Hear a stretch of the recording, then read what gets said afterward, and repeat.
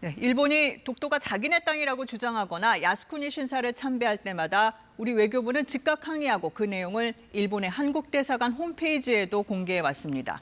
일본인들에게도 알리기 위해서입니다.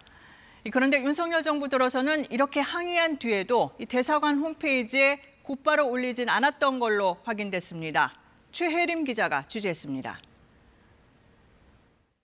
일본의 독도 영유권 주장이 담긴 방위백서가 발간될 때마다 외교부는 즉각 철회하라며 영유권 주장을 되풀이하는 것을 항의해왔습니다. 명백한 우리의 고유의 영토인 독도에 대해 부질없는 영유권 주장을 되풀이한 데 대해 강력히 항의하며 이를 즉각 철회할 것을 촉구한다. 이 같은 민감한 현안에 대한 논평은 주일 한국대사관 홈페이지에 한국어와 일본어로 공개해왔습니다.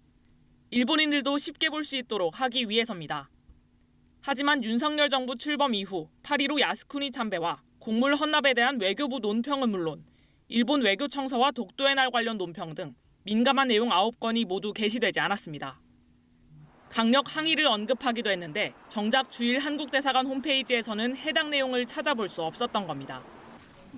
반면 한일 정상회담, 강제동원 피해자 판결금 지급 등에 대한 보도자료 등은 게시돼 의도적으로 일부 민감한 논평을 누락한 것 아니냐는 지적이 나옵니다.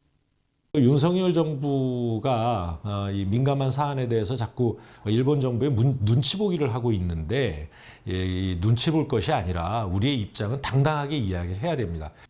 외교부는 외교부와 대사관의 홈페이지는 연결돼 있어 정부 입장을 확인할 수 있다고 설명했습니다.